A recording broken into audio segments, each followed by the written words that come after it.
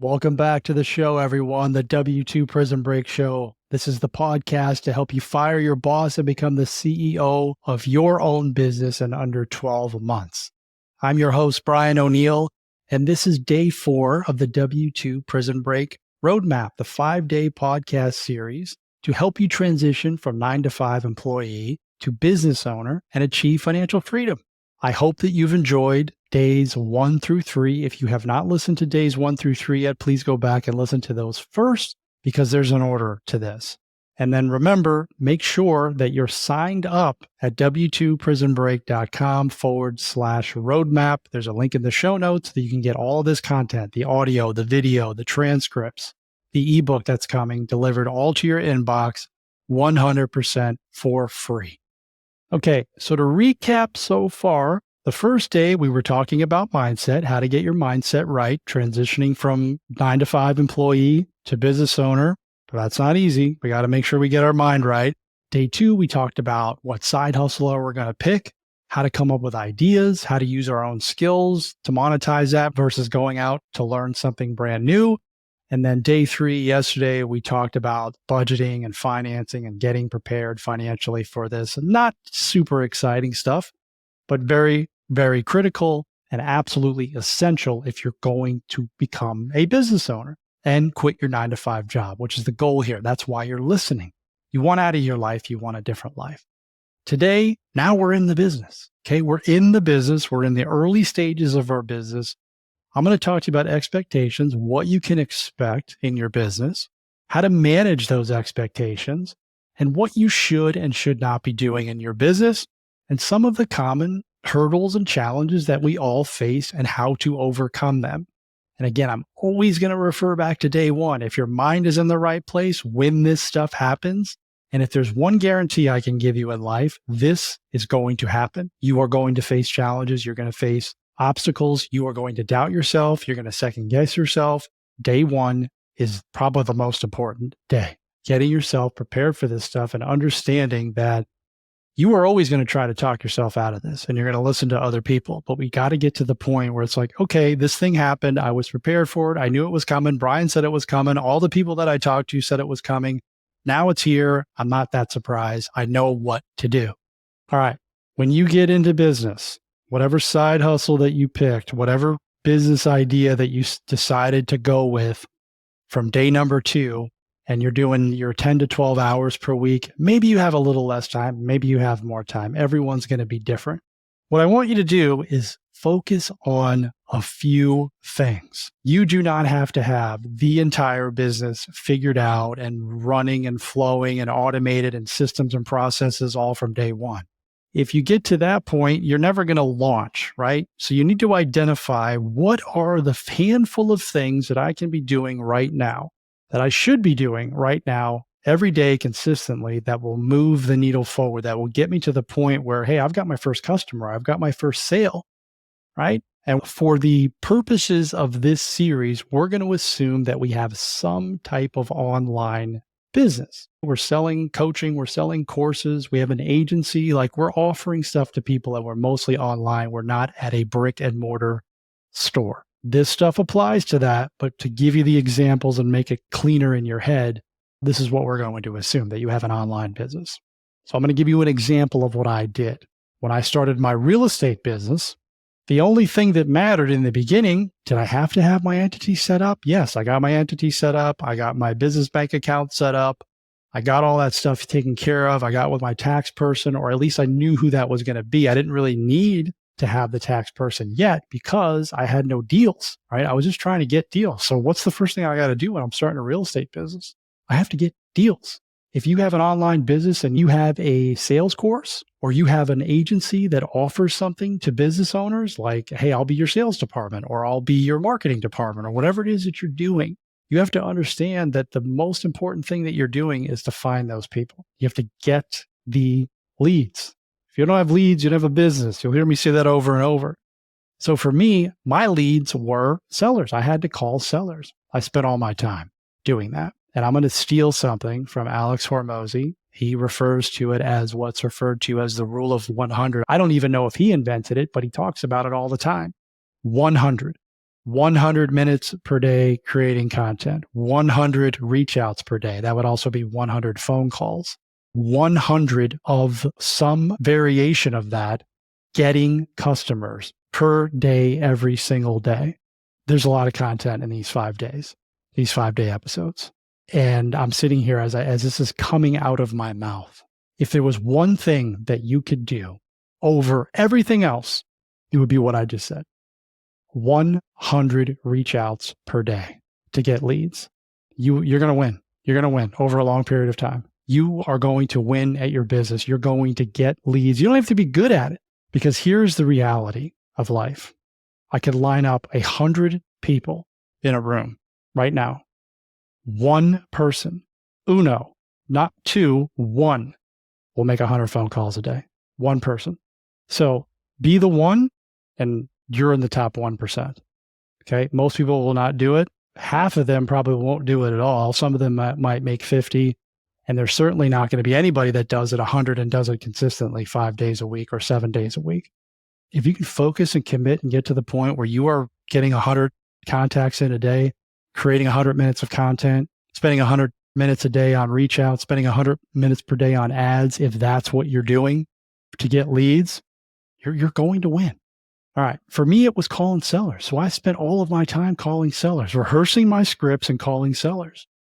That's all I had to do. There wasn't anything else to do. I had no business. So quit thinking you got to have this fancy, pretty, awesome website and all this stuff that doesn't matter. It's like, you got to get a customer. Go get leads. Go get a customer. That's what you need to focus on. You will distract yourself until the sun comes up if you just continue to look at, oh, I got to have my website. I got to have my logo dialed in. I guess I got to have all this nonsense. You are avoiding doing the work.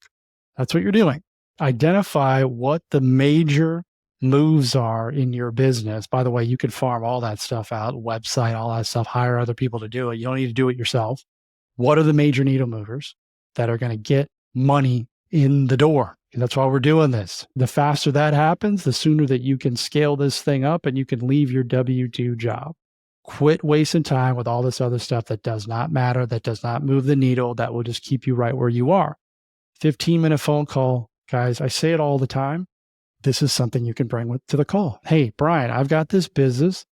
What are 2 or 3 things that I should be focused on every single day in the beginning?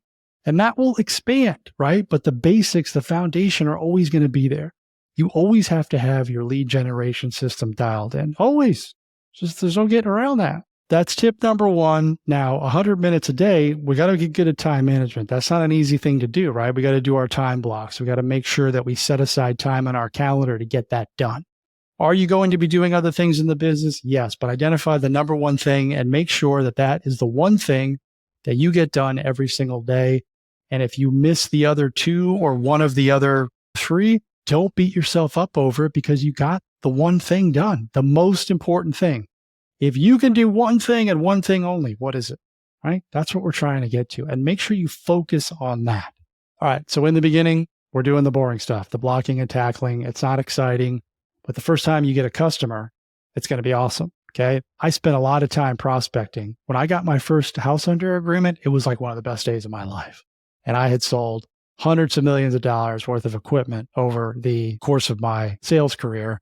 I bought a house for $175,000, and it was the greatest deal I had ever made because, again, I had put the grit and the work ethic in, right? It wasn't exciting. It wasn't sexy. It was me, a list, and a phone, and I earned it. There's nothing more satisfying than that when it's just you and nobody's watching you and you're doing that work and you get your first client or you get your first sale. Telling you, you're going to have a much different experience and your confidence level is going to go up. You have proof of concept, and it's like you throw gas on it and you just keep doing it and keep doing it. And you make sure that that machine, that lead machine, never ends. You can add people to that lead machine, systems and processes and human capital, right? Once I started getting going, I had somebody calling for me. Like I didn't have to spend all this time doing cold calls. I had somebody do that. Then I have the warm leads. I talk to them. I close the deals, right? Then I have somebody else that I bring into the business to help me with all the admin stuff. Started at 20 hours a week, eventually went to 40. I'm building this thing up over 3.5, 4 years. You do it slowly. And again, I'm using my lines of credit. I'm managing my cash flow. I'm using funds from the business. I'm also using my credit lines where necessary. You're always managing that. And I'm also utilizing my coach, my mastermind, people that have done it before. I'm not going at this solo, like, hey, what do I do when this happens? How do I handle this situation? I have a team of people. I have a CPA. If I have a tax question or if I have an LLC question, I know who to go to. We have all this stuff lined up. I'm not sitting in a dark room all alone by myself. And if something bad happens, or if I have a question, I have nowhere to go except for Google. I have people. You got to have people. You got to have people that have done it before, who have gone through it. This content, this material is going to help you. My mastermind is going to help you if that's something that you're interested in joining and you haven't heard of W2 Prison Break Nation yet. We have a mastermind group, and this is the type of stuff that we talk about because everybody in there either is a business owner, a solopreneur, or they want to become one. And we talk about this stuff all the time. As you're going through your initial days of the business, your first couple, 3 months, right? It's going to feel a little stagnant, right? Maybe you haven't had a win. Maybe you haven't had your first customer yet. That's okay. That's okay. You got to keep going. As long as you know you have your foundation in place and you're doing the reach out. So you always got to tweak. You always have to look like, hey, if you're doing this and you haven't hit your clients yet, like you have to look at, okay, I'm making 100 calls a day, 100 reach outs per day. How many people am I talking to? We got to track this stuff, guys, right? How many appointments am I booking? How many offers am I making? And then how many I'm closing. You got to look at all that stuff because that story, and again, if you have that and you book the call with me, I'll help you. I'm very good at tracking metrics and KPIs and understanding in a short amount of time what your problem is. Because what you'll end up doing is if you're doing the 100 reach outs per day or 100 calls per day or spending 100 minutes creating content and you have no way to track what's coming in, then you're just going to say, well, this doesn't work. I'm wasting my time. Well, you're not tracking, so you don't know what's not working.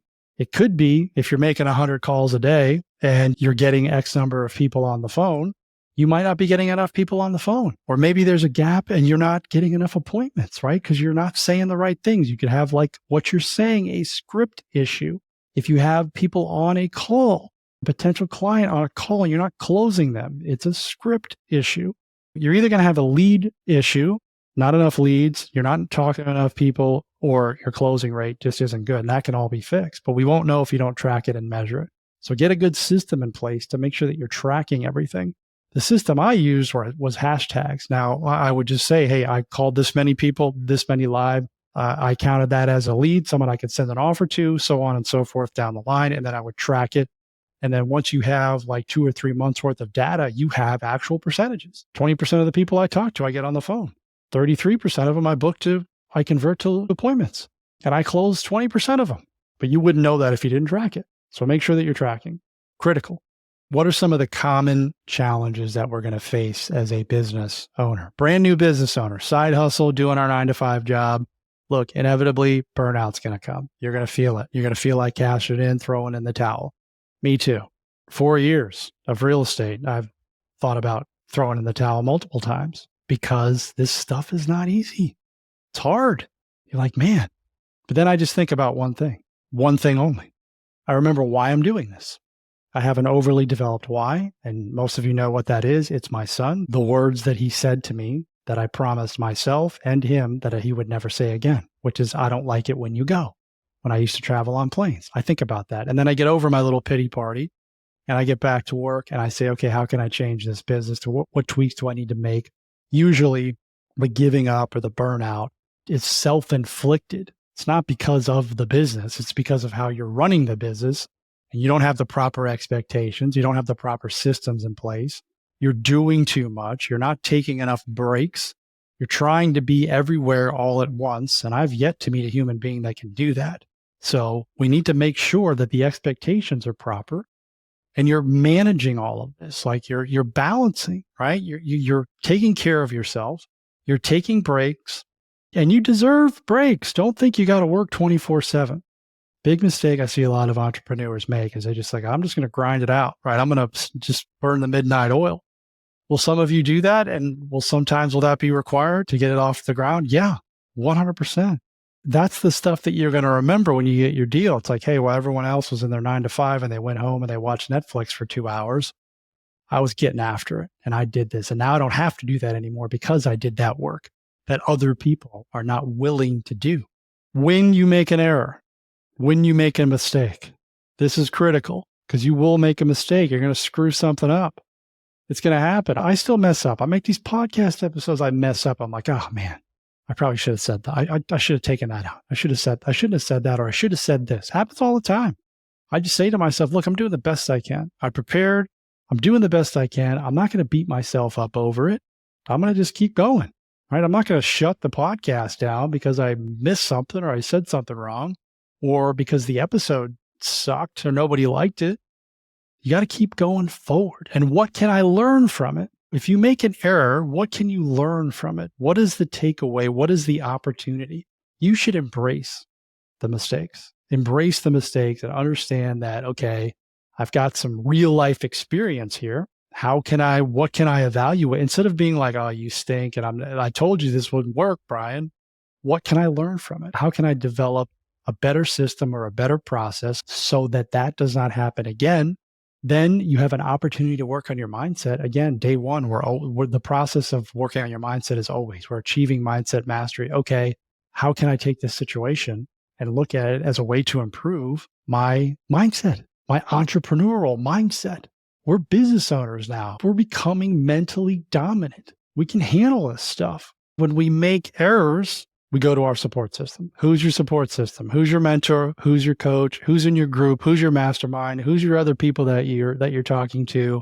You're not talking to the negative people that are just waiting for you to mess up so that they can say, hey, I told you it wouldn't work. I told you so. We don't speak to them. We don't speak to them about this stuff. We talk to people who have actually gone through this. That is the right way to do it. So make sure your support system is in place before you take one on the chin. Because again, you're going to get hit, you're going to get body blows, you're going to get uppercuts, you're going to run off the road. It's just inevitable. So just accept it. And then when it happens, okay, what can I learn from this? What are the facts? What was my role? What could I have done better? Versus blaming everybody else. Because that's what we do as human beings. And we take that to our business as well. If I have somebody in one of my real estate properties that doesn't pay me, I can simply say, yeah, they're terrible people for not paying me. And whine about it. And they're ruining my business or this and that and just feeling sorry for myself. Or I could say this, I chose to put them in the house. I made the decision to become a business owner. I allowed them to tell me a story about why they couldn't pay me and I accepted it. So I point all 10 fingers at me, not them.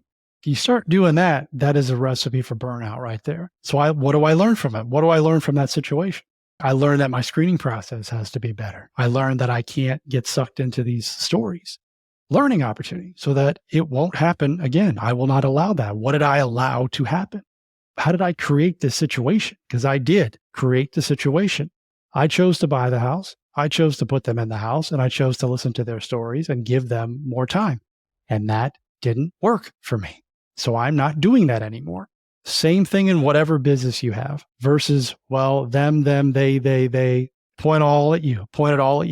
You're going to develop some real grit and some real mental stamina and resilience. Love that word, resilience in your business if you can start doing that. Quit blaming everybody else for the choices that you chose to make. You have to always be looking to pivot in your business, looking for opportunities to pivot. Sometimes something works well for you for a while, then all of a sudden it doesn't work. Well, instead of just continuing to do the same thing, we might have to look at different systems, different processes, different resources. Always be looking. You have to, as a business owner, evaluate the business. If you are working in a business, a side hustle, you have to dedicate time. In the beginning, you have your only 10 to 12 hours per week. You need to dedicate one of those hours of the 10 to 12 to not doing anything in the business, not doing the work and evaluating everything. How is this working? I call it CEO day. I have an entire day that I spend where I just work on the business. I used to be half a day. Now it's a full day because I have a full-time business. I have multiple businesses. In the beginning, you're going to want to spend time on that. Step back, don't do any work in the business, and evaluate exactly what's going on. Strategize. What tweaks can I change? What's working? What's not working? Evaluate your KPIs, your metrics. Look at everything. You're also going to have to spend time looking at the finances as well. So step back and look at the business, like overarching 10,000 foot view. Instead of doing work in the business, block time on your calendar. This is going to be huge for you as a business owner, and then get into that habit, and you'll have an entire day. And then eventually you get to the point where that's all you'll be doing. A mentor of mine taught me this years ago. The job of the business owner, the job of the CEO is threefold. Number one, set the vision for the business. Number two, build the team. Number three, don't run out of money. Very important. Those are the three things that a CEO does. Now, can you hire a CEO eventually to do that? Sure. But that's your job. That's what you're focused on. Very simple. Three things. When it comes to growing your business and scaling, and again, we're going to talk about scaling on day 5 tomorrow. We're going to talk a lot about scaling your business, especially getting it larger and larger. But in the beginning, you're going to need to scale. So if something's working, how do we throw gas on it, right? If my ad system is working really well, can I spend more money? If the 100 minutes per day is working really well, you're getting customers and you're getting sales, what can I add to that? Can I get that to 200? Can I add somebody into the business, hire someone to build that system up so that I can get more customers? And how do I handle those customers? Again, you got to look at ways to scale the business. You do that with human capital, investing in people, and you do that with systems. And now like tech is advancing like every 30 seconds there's something else out there. So you got to look at ways to automate your business, right? So that you're not doing all this stuff that an automation machine could easily do for you, or that you could simply hire other people to run those automations, okay? Again, 15-minute call. Let's talk through that when you have your business set up. I want to hear from you. Hiring the right team is so important. What's even more critical is making sure that you're training the team correctly, empowering them. One of the biggest reasons that my team and my real estate business did so well is because I empowered them. I spent time with them. I trained them. I had weekly meetings with each one of them. 30 minutes, I had a weekly meeting with all of my VAs. And whatever they needed to work on, that's what we worked on. They came to the call prepared. Same with my coaching, one-to-one coaching clients, and same with my mastermind. When I hold these calls, it is not me barking at you for an hour. It's, hey, what do you need my help with? How can I help you do your job better? What do you need from Brian? Now, I would have a few things to speak to them about, but they came prepared. And that is why they did so well, is because they took the time to say, hey, Brian's helping me out and he's giving me the freedom to do my job. That's the other thing you have to do. You have to set the proper expectations with your employees. You have to empower them, give them the resources and the tools that they need, and let them do their job and be there for them when they need help. You do that, and you have a great vision for your business, and you have a great purpose and mission and values, core values, and you share that with them, you're going to build an awesome team. Now, if you have somebody on your team that is not meeting those expectations, then you have to make a move. You have to make a change. It's okay to make a bad hire. Don't beat yourself up over that. It's not okay to keep a bad hire. So turnover is part of life. It's going to happen. Sometimes you're going to make a mistake. Don't beat yourself up over it. Recognize that, hey, this isn't working. It's time to make a move and do it. Make a decision. Business owners, you need to make decisions and you need to live with your decision. And you're going to have to make a lot of decisions. That's what being a business owner is about. You're making decisions constantly. So hiring the right team, making sure you're empowering your team and training your team. I do have a really cool course that I'm going to be putting together. This is going to be available for my mastermind group only, where I'm going to talk exactly about this, how I go about finding virtual assistants, training them and empowering them and building the business and letting them run the business, right? And then again, I'm the CEO. I'm doing the three things. I'm setting the vision, I'm building the team, and I'm not running out of money. Those are the three things that we're focusing on doing. We're trying to get to that point. That's where we're going. Not doing all the work, not making all the phone calls, not doing all the deals. If you want to do some of that, that's totally fine. But that's what we're trying to get to that point where we're building this thing up. And then one day it's like, hey, you know what? I only have to work like 4 hours a day and I can go take a month off if I want to. And my business won't fall on its face because I'm not there. Last section here. and then we're going to wrap up the episode. How do we balance all this stuff? We talked a little bit about this on day 2, balancing your side hustle with your main hustle, but now we're building our business up, right? We're getting it a little bit more, we're spending more time, we're getting a little bit more involved. Maybe we're starting to like not work as much in our 9 to 5 because we can see that like, hey, this could be my exit. This is starting to work. And it's maybe getting away from you, right? You're trying to balance everything. You got your 9 to 5, you got a family, you got your side hustle, you're trying to grow that thing up, you're hiring people. It can be overwhelming. It can feel pretty heavy, right? You got people working for you that you feel, hey, they're relying. I got people relying on. Before in my 9 to 5, it was like, I didn't have people really relying on me unless you were a high level manager. It was like, I just got to go and do my job. Now you got your family relying on you. And now you got your business. So this can get heavy. Again, day 1, the mindset, preparation, self-care, which is part of this. So here's some strategies for handling that because this can be, again, burnout is a real situation. Okay. You got to set boundaries with people. Everyone in your life, you need to set boundaries with. If you're starting a business and you're doing this and you have goals, vision for your life, share it with your family. Sit them down at the table. Hey, this is what I'm trying to do. This is where I want to go. I'm going to work some longer hours in the beginning, but here's what's going to happen when this works. I'm going to have more time with you. I'm going to leave my job. Set the expectation. I don't want you to think I'm ignoring you. I'm trying to get to the point where I don't feel like I'm ignoring you, where I can spend more time with all of you and be present for your life. But in the beginning, it's going to be a little bit more challenging. I can't tell you how powerful a conversation like that would be if you actually had it with your family. And then they're supporting you and rallying you versus, well, mom or dad, they're just doing this thing and they're not really paying attention to it. Have the conversation with them. Be open about it. Lay your business plan to them out on the table. Share it with them and share it with them multiple times. My wife and I have a weekly meeting every Monday morning. We have a weekly meeting. I talk to my son about my business all the time, about what I'm doing, about how I'm feeling. So you got to set boundaries with people between your work and your personal time. Everyone in your house, outside of your house, you have to get better at time management. Ineffective time management will lead to burnout. You must get a grip on this. It's going to just destroy you. Don't let people suck your time. You run the day does not run you. Business owners live that way. They do not react to everything. They respond. They evaluate, they respond. Don't be in reactive mode. That's how you're living right now. You're trying to get out of that. Don't let people suck your time away from you. I'm filming this podcast right now. I have no notifications on. I have no dings. My focus is 100% on this episode. There is no other focus.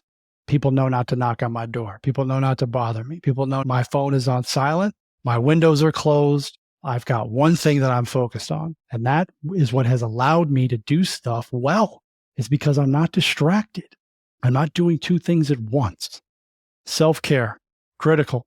Got to take care of yourself. You cannot be at your best. You cannot serve your business. You cannot serve your family if you are not 100% at your best. I'm talking about your meditation practice. I'm talking about your gratitude practice, your health and fitness, your wellness, taking breaks, taking yourself on dates. A mentor of mine taught me that. Like, go out and take yourself on a date. Just you doing something that you love. Put it in your calendar. Go and take a break. When you're feeling that way, when you're feeling a little bit burned out, just take a break. The world can wait. You're not going to miss anything. I promise you, you're not going to miss anything. You all think you're going to miss stuff if you go out and do something not related to the business or not working all the time. You're addicted to the work. That's the problem. You're addicted to it. You're addicted to the dopamine hit. You got to take a break. And then what happens is like, yeah, I'm working so much. I hate this work. Yeah, you should. You should. If you do something over and over, eventually you start not to like it. So you got to take breaks from it. Focus on your self-care. Your mental and your physical health is crucial. You cannot help all these people that you want to help, your family, your employees, whoever your customers are, whatever business you have. You can't serve all these people if you're not serving yourself first and foremost. Now, some of you may not believe in that, but this is the truth. You got to take care of number 1 first, and then you can take care of everybody else awesomely. Is that a word? Awesomely? I don't know. Throughout your day, schedule regular breaks in your calendar. Work for 45 to 50 minutes, take a 10 to 15 minute break, get out of the office, get out of the business, go for a walk, do 10 air squats, do some push-ups, whatever. Go talk to your family if you work in the house. Just get out of the business. You'll be much more efficient if you do that. I promise you. Make sure that all of your self-care stuff is in your calendar so you know you do it. Set reminders on your phone. Just make it part of your life. And the more you do it, the more it becomes like brushing your teeth. I always say this, if you want, think about how you can make any new habit that's going to serve you and your family and your business, make it as easy as brushing your teeth. Brushing our teeth is automatic. Gratitude should be automatic. A meditation should be automatic. You working out should be automatic. You taking breaks should be automatic as brushing our teeth. A lot of us don't like to brush our teeth, but we do it anyways. What happens if we don't brush our teeth? They're going to fall out. And nobody wants that. What happens if you don't take care of your body? It's going to deteriorate. And eventually you're going to get burned out. You're going to get overweight. You have to go to the doctor. Maybe you'll get some type of health problems. Nobody wants that. Make it as automatic as brushing your teeth. Okay. Or any type of self-care that you do, because you know that there's a consequence if you don't do it. What is the consequence if you don't take care of yourself? Be clear on that. You know what the consequence is if you don't brush your teeth. What is the consequence if you don't take care of you, your mental health, your physical health? All right. We're wrapping up day 4 here. I really appreciate you guys listening to this, and I hope this serves you. I really do. I love your feedback.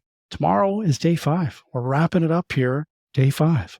It's a little bittersweet, but we still have one more day. We're going to scale your business. Now, tomorrow we've left the 9 to 5, or maybe we're very close. Our business is generating revenue. What do we do now? How do we make that transition? We're going to talk a lot about mindset because leaving the job is going to be hard. I'm telling you guys, it was hard for me and I had the money. We're going to get into that tomorrow. I really appreciate you. Take the resources in this episode and utilize them. I'll see you tomorrow. Make it an excellent day.